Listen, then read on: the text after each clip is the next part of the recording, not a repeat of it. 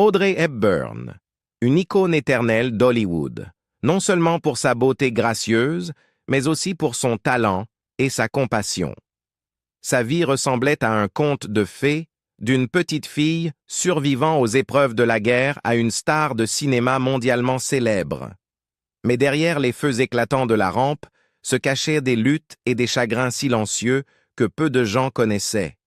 Et dans l'histoire d'Audrey, il y avait un homme qui jouait un rôle important, Mel Ferrer. Une histoire d'amour à la fois belle et tumultueuse. Ils s'aimaient, ont gravi ensemble les sommets de la gloire, mais ont fini par se perdre.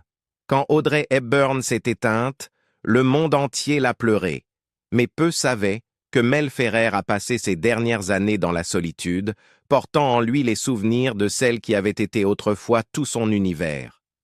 Plongeons plus profondément dans la vie d'Audrey Hepburn, sa relation fatidique avec Mel Ferrer et leurs derniers jours. La jeune fille sortie de la guerre. Audrey Hepburn est née le 4 mai 1929 à Bruxelles, en Belgique. Son nom de naissance était Audrey Kathleen Ruston. Sa mère, Ella van Heemstra, était une baronne néerlandaise, tandis que son père, Joseph Ruston, était un homme d'affaires britannique. En raison du travail de son père, Audrey passa ses premières années à voyager entre plusieurs pays, notamment la Belgique, les Pays-Bas et l'Angleterre. Cependant, le plus grand tournant de sa jeune vie survint lorsque son père abandonna la famille alors qu'elle n'avait que 6 ans. L'enfance d'Audrey fut à jamais marquée par les épreuves de la Seconde Guerre mondiale. Lorsque l'Allemagne nazie occupa les Pays-Bas, où elle s'était installée avec sa mère, la vie devint une lutte quotidienne pour survivre. La nourriture se fit rare, et comme tant d'autres, Audrey et sa famille souffrirent de malnutrition sévère. Pour rester en vie, elle se résigna à manger des bulbes de tulipes et endura une faim extrême, ce qui eut des conséquences durables sur sa santé. Ces expériences éprouvantes nourrirent en elle une profonde empathie pour ceux qui souffrent de la guerre et de la pauvreté, forgeant son engagement humanitaire futur. Malgré ces épreuves immenses, Audrey ne renonça jamais à sa passion pour les arts. Dès son plus jeune âge, elle étudia la danse classique et révéla rapidement un talent remarquable. Elle rêvait de devenir ballerine professionnelle, mais les effets de la malnutrition pendant la guerre avaient affaibli son corps, rendant impossible une carrière au plus haut niveau. Bien que dévastée, elle refusa d'abandonner la scène et se tourna vers le théâtre, une décision qui ferait d'elle l'une des actrices les plus aimées de tous les temps. Son parcours, d'une enfance ravagée par la guerre à la célébrité hollywoodienne, fut tout simplement extraordinaire. La résilience qu'elle développa durant ces années difficiles devint l'une de ses marques de fabrique, lui permettant de surmonter les épreuves personnelles et de devenir une icône intemporelle de grâce, de talent et de générosité. Le chemin vers Hollywood. Après la guerre, Audrey s'installa à Londres pour poursuivre son rêve de devenir actrice. Elle commença par de petites productions théâtrales, jouant des rôles mineurs tout en perfectionnant son art. Sa grâce naturelle, ses yeux expressifs et son talent indéniable attirèrent rapidement l'attention des directeurs de casting. Pourtant, percer dans l'industrie du cinéma ne fut pas chose facile, et Audrey travailla sans relâche pendant des années, prenant des cours de danse et jouant dans diverses pièces, avant de connaître enfin son grand tournant. Ce moment décisif arriva lorsqu'elle fut remarquée par la romancière française Colette, qui insista pour qu'Audrey tienne le rôle principal dans l'adaptation à Broadway de Gigi. Le succès de la pièce lui apporta une première reconnaissance, mais c'est Hollywood qui allait faire d'elle une légende. Peu après, elle fut choisie pour incarner la princesse Anne dans Vacances romaines, aux côtés de Gregory Peck. À l'origine, le studio voulait promouvoir Peck comme la seule star du film, mais celui-ci reconnut le talent exceptionnel d'Audrey et exigea qu'elle obtienne un crédit égal. Son intuition fut juste. La performance d'Audrey fut tout simplement magique. Le rôle de cette princesse à la fois protégée et aventurière lui valut l'Oscar de la meilleure actrice, faisant d'elle une star du jour au lendemain. Dès lors, Audrey devint l'une des actrices les plus recherchées de Hollywood. elle enchaîna les films emblématiques qui allaient marquer toute une époque. Dans Sabrina, elle séduisit le public par sa transformation d'une fille de chauffeur innocente en une jeune femme sophistiquée. Dans Drôle de frimousse, elle fit preuve de son élégance, dansant aux côtés du légendaire Fred Astaire. Son interprétation de Holly Golightly dans Diamant sur canapé devint l'une des performances les plus aimées de l'histoire du cinéma, faisant d'elle une icône de la mode et de la culture. Et dans My Fair Lady, elle releva le défi d'incarner Eliza Doolittle, une fleuriste cockney subissant une métamorphose spectaculaire. Ce qui rendait Audrey si spéciale, ce n'était pas seulement sa beauté ou son charme, mais la profondeur d'émotion qu'elle insufflait à chacun de ses personnages. Elle possédait cette rare capacité à établir un lien intime avec le public, qu'elle joue une princesse, une artiste en difficulté ou une mondaine. Sa présence à l'écran, à la fois délicate et forte, alliée à sa grâce naturelle, la distinguait des autres actrices de son époque. Malgré sa célébrité fulgurante, Audrey ne se laissa jamais totalement emporter par les fastes d'Hollywood. Derrière les lumières étincelantes, elle aspirait à quelque chose de plus profond. Une famille stable et aimante. Si elle adorait jouer, elle parlait souvent de son désir d'un foyer rempli d'amour et d'enfants. Et c'est alors qu'elle rencontra Mel Ferrer, l'homme en qui elle crut trouver le bonheur qu'elle cherchait si ardemment. Mel Ferrer, l'homme destiné d'Audrey Hepburn. Audrey Hepburn rencontra Mel Ferrer au début des années 550. À l'époque, Ferrer était un acteur, réalisateur et producteur ambitieux déjà bien établi dans l'industrie du spectacle. De 12 ans, son aîné, il avait été marié 2 fois auparavant et avait des enfants issus de ses relations précédentes. Dès leur première rencontre, Ferrer fut fasciné par la beauté et le talent extraordinaire d'Audrey. Il voyait en elle quelque chose d'unique. Non seulement une actrice, mais une femme qu'il pouvait aider à façonner et guider.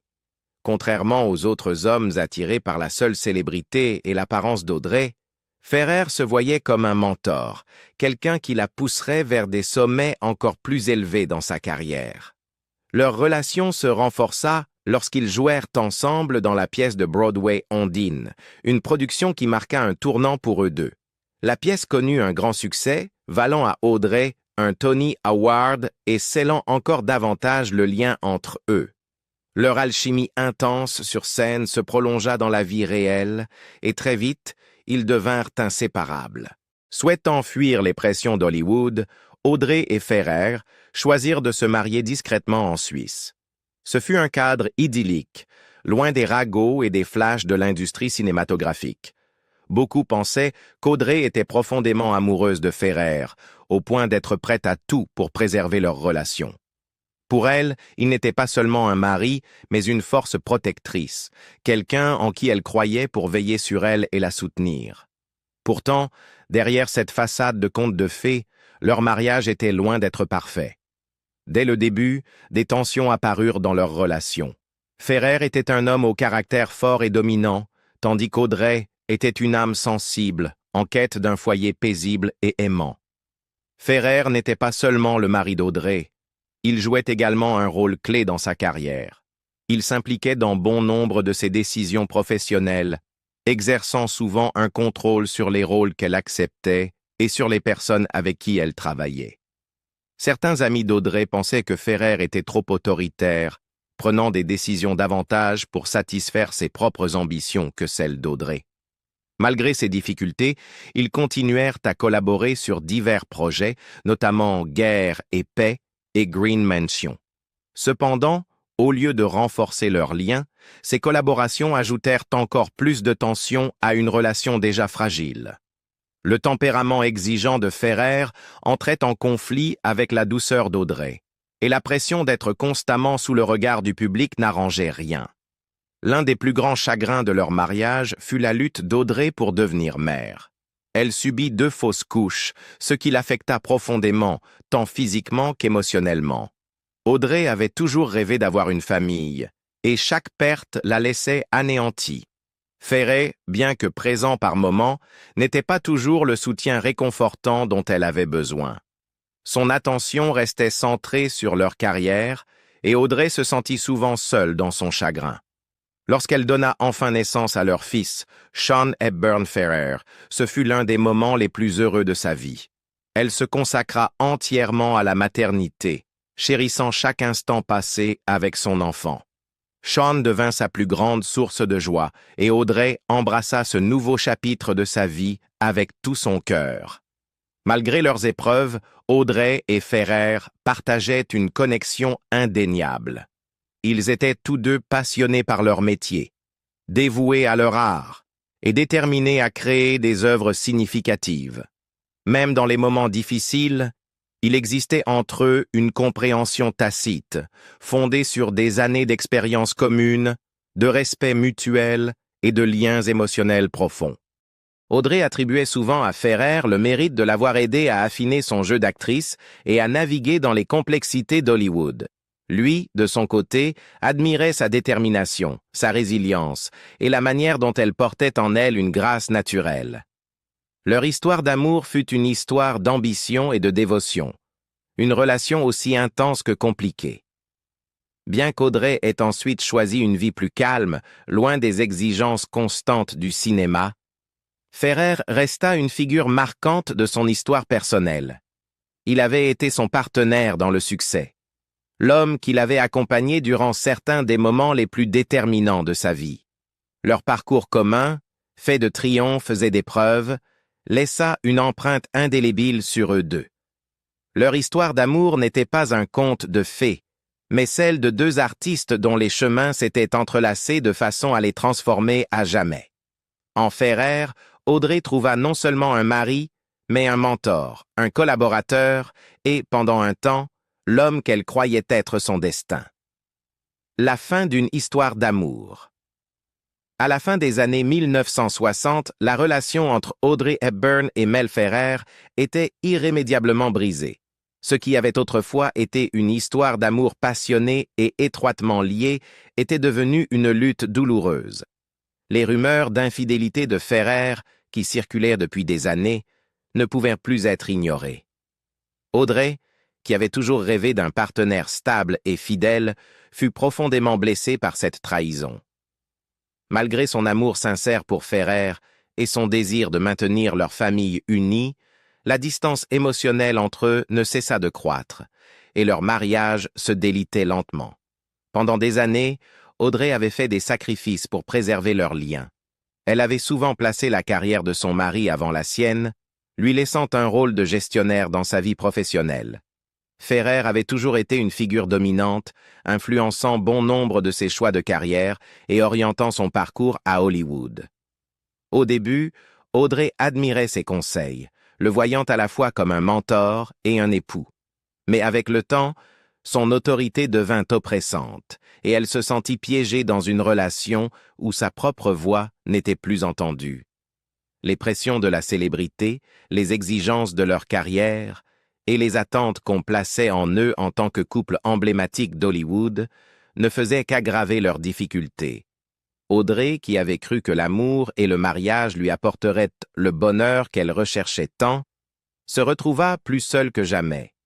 Sa nature douce et sa loyauté inébranlable ne suffirent pas à réparer les fissures de leur union. Malgré ses efforts, il devint douloureusement évident qu'ils n'étaient plus le couple amoureux d'autrefois. Après 14 ans de vie commune, Audrey et Ferrer divorçaient officiellement. Cette séparation fut une épreuve lourde pour eux deux. Ferrer, anéanti par la fin de leur mariage, subit une crise cardiaque peu après.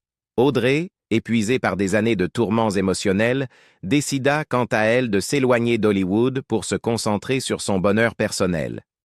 Pour Audrey, ce divorce marquait la fin d'une époque. Ce n'était pas seulement la rupture d'un mariage, mais aussi la clôture d'un chapitre de sa vie qui l'avait profondément façonné, tant sur le plan personnel que professionnel. Elle s'était tant investie dans Ferrer, croyant en sa vision, faisant confiance à son jugement, suivant sa direction. Mais au final, l'amour seul n'avait pas suffi à les maintenir unis. Malgré la douleur, il ne subsista aucune rancune entre eux.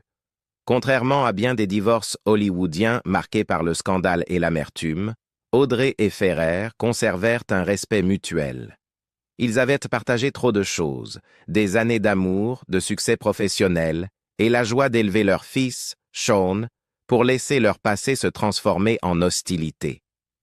Audrey finit par tourner la page, trouvant de nouveau l'amour auprès du psychiatre italien Andrea Dotti, avec qui elle eut un autre fils. Elle s'éloigna du cinéma, consacrant davantage de temps à l'humanitaire, ce qui définirait plus tard son héritage. Ferrer, de son côté, poursuivit sa carrière dans le cinéma, mais d'une certaine manière, il ne parvint jamais à oublier Audrey. Elle avait été l'amour de sa vie, la femme qu'il avait cru voir à ses côtés pour toujours. Leur histoire fut faite de passion, d'ambition, d'amour et de perte. Un rappel que même les plus belles romances peuvent être teintées de tragédie. Une relation qui brûla intensément, laissant derrière elle des souvenirs de rêves partagés et de dévotion profonde.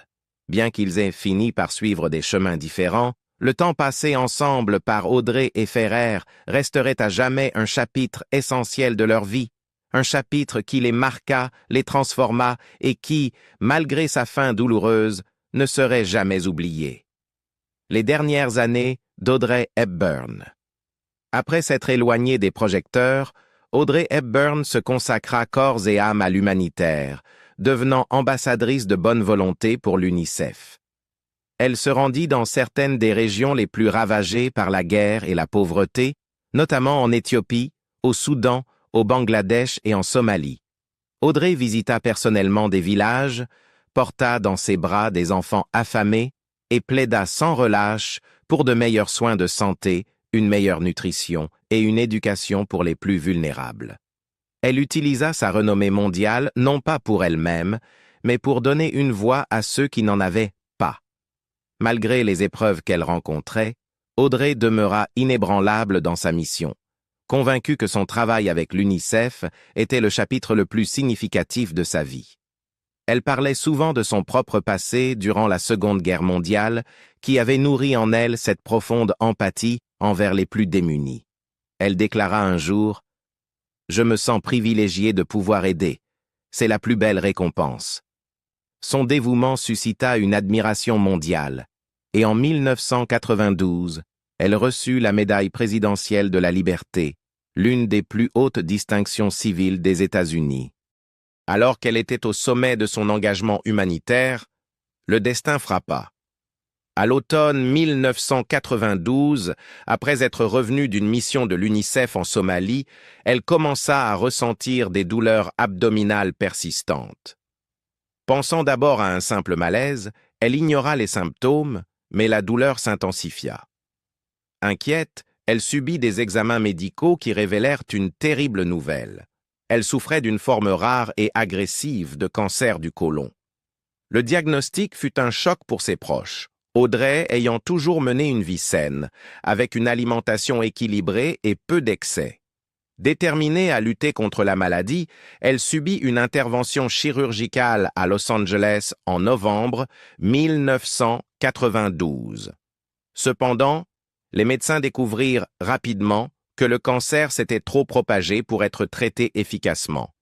La chimiothérapie fut écartée car elle n'aurait fait que prolonger sa souffrance sans espoir de guérison.